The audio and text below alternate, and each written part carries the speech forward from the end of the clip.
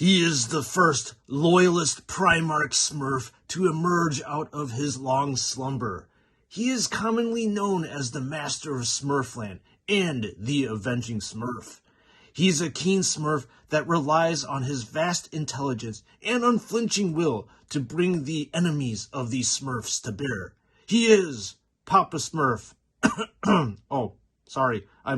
Roboute Guilliman, the Lord Commander of the Imperium. Alright, brothers and sisters of the chapter, this is Screws and Studs, and we all know the exact reason why you are here, which is to take an in-depth view of Mr. Guilliman. So without further ado, and more jokes aside, let's dive into the review. And the big moment we've all been waiting for, the unveiling of Roboute Guilliman. So I am going to tell you straight off the bat, the box is completely different.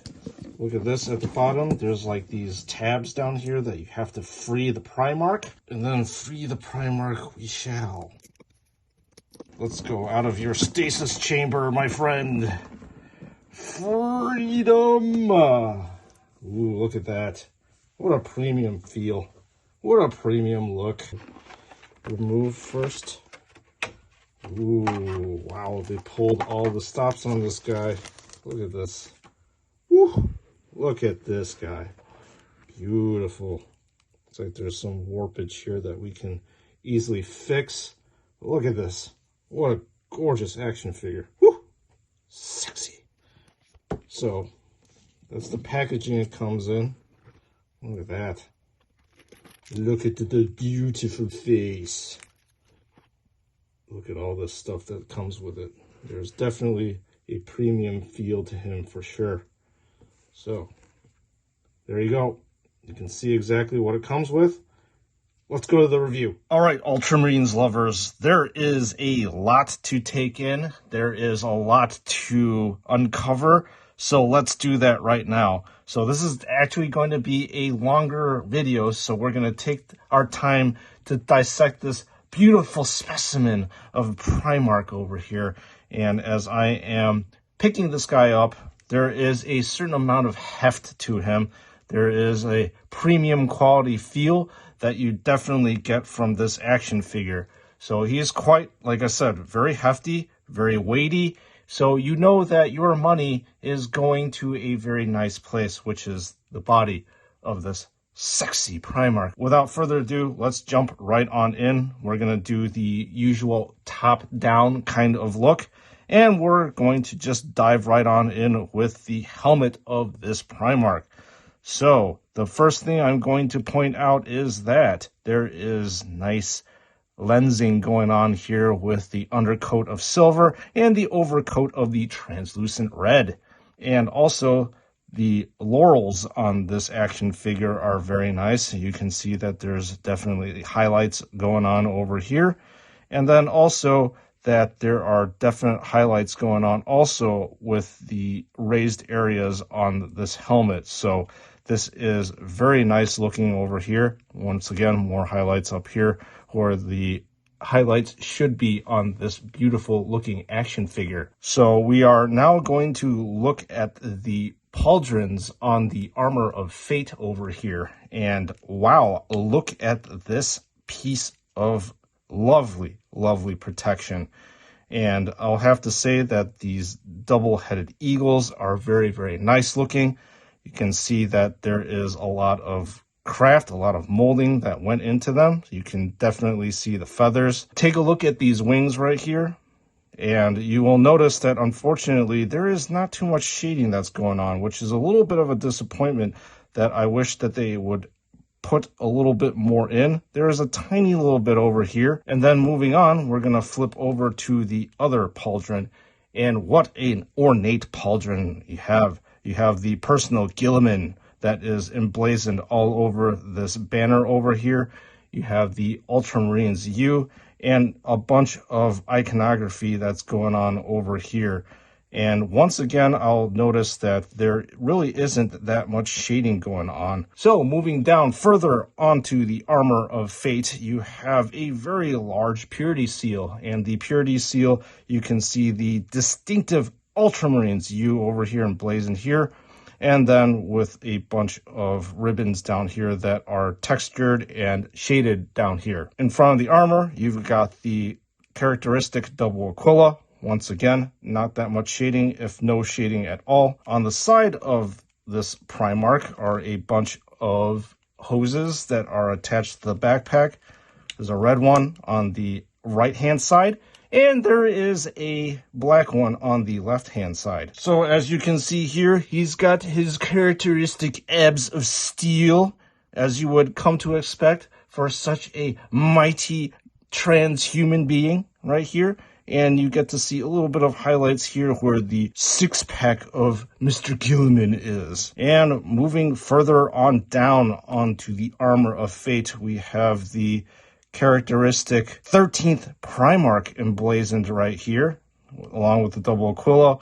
More of these vine-type look things.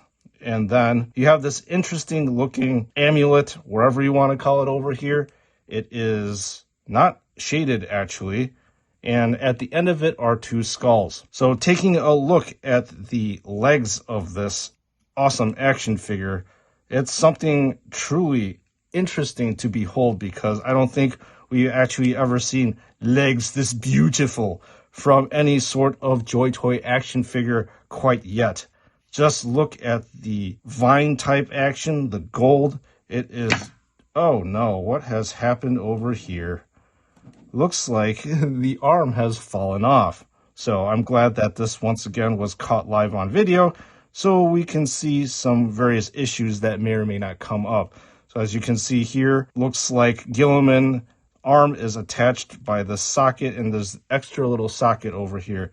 So we will move back to the subject, which are the legs. So you got Ultramarines U on the right knee. You've got a very excellent looking double Aquila with two thunderbolts that are sticking out over here. And then finally, on the left-hand side, you have a skull, which is nicely done with like this halo over him. You have, once again, more eagle iconography right here with the Ultramarines name emblazoned all over this banner. And as you look down here at the Primarch's feet, you can tell that there are some highlights that are going on over here. Now, we're going to take a look at the back of the Primarch. The first thing that we're going to look at is the lovely halo that's on top over here. And you can see that there's a little warpage over here. We can definitely fix this with some hot water. But the halo is very nice as it is poking out behind the Primarch's head where it belongs. We're going to flip this around and take a look at what's going on. Ooh, there is a lot of things that are going on over here. You have something that's almost like an eagle that's perched on this guy's backpack. You can see these lovely feathers that are sticking out on both sides. Glory, might, and then looks like almost like an Adeptus Mechanicus symbol right here, which is very interesting to me. There appears to be a bunch of monitors right here, a bunch of cabling that is running down all over the place. So now, let's take a look at the weapons of this lovely Primarch over here. First, starting off with the Hand of Dominion. So the Hand of Dominion down here is beneath the melee portion over here. And as you can tell, that there is a very large gauntlet over here with, once again, more double Aquila. And look at this massive hand that's going on. This thing is absolutely huge. And this hand is actually highly detailed with highlights on top. However, no shading that I can find. Anyway, the Hand of Dominion shooting portion down here looks like it is belt fed from the backpack down here. So you can see the ammo drum right here.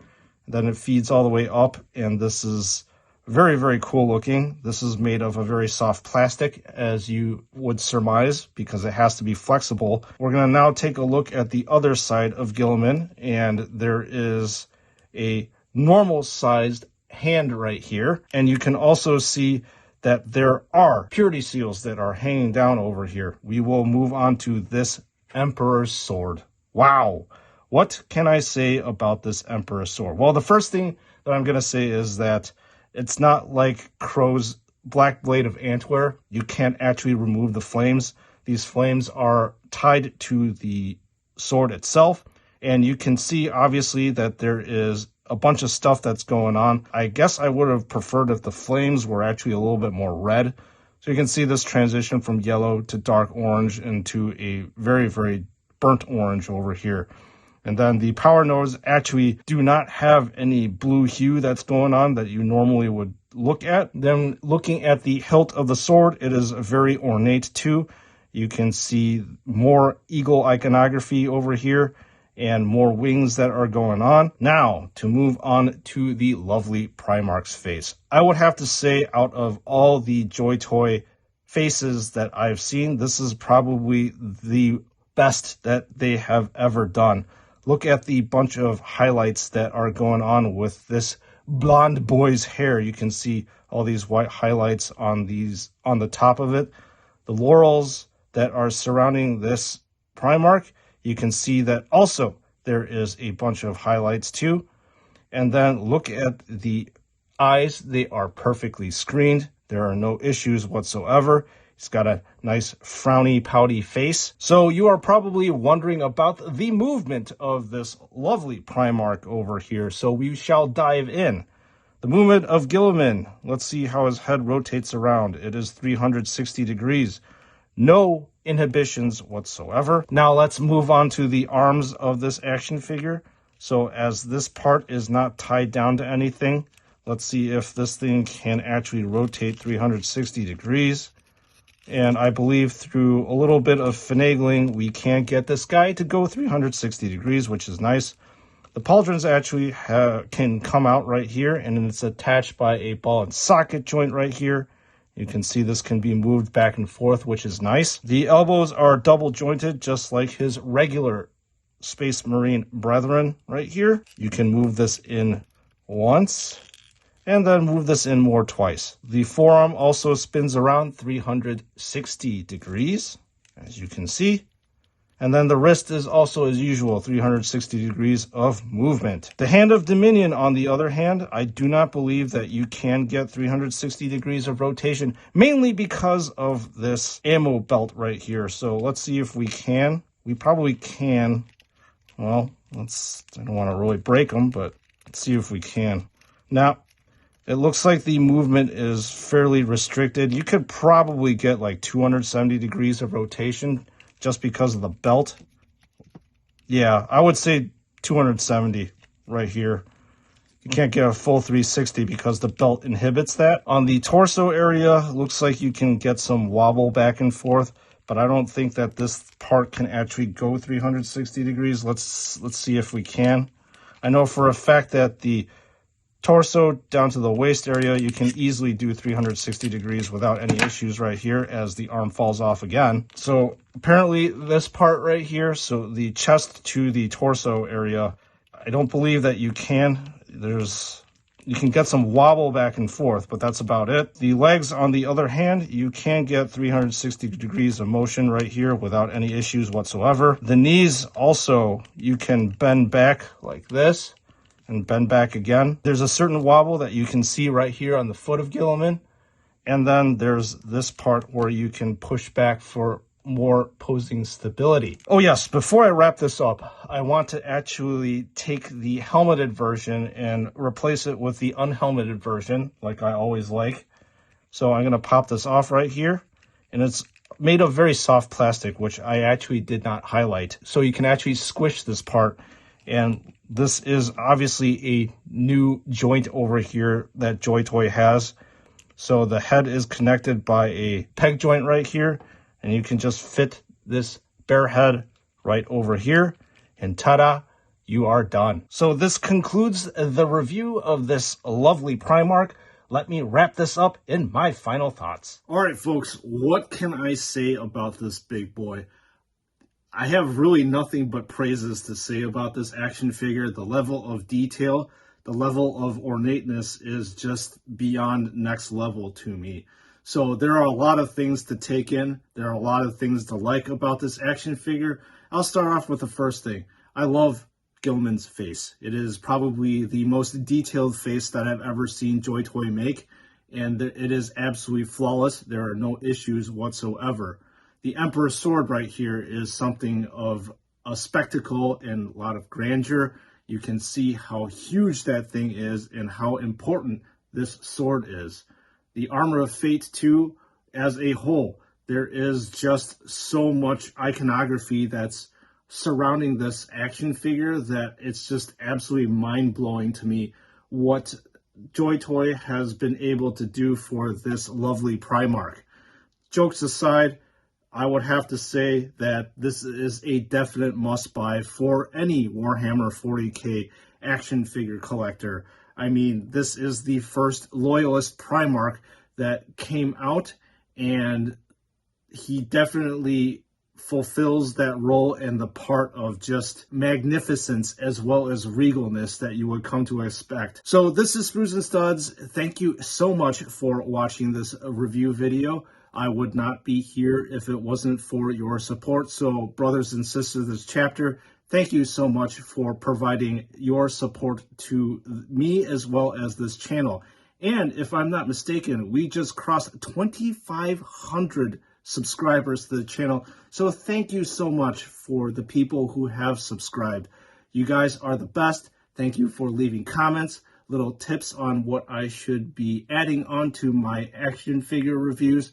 I appreciate you all, and thank you so much for watching. And for those of you who haven't subscribed, subscribe for more content such as this. I tend to go into a lot more detail than your average action figure reviewer because I love JoyToy and I love Warhammer 40K and Space Marines so much. So once again, hit that subscribe button if this is the vibe that you want to see. So once again, thank you so much for watching, and I'll see you all in the next one.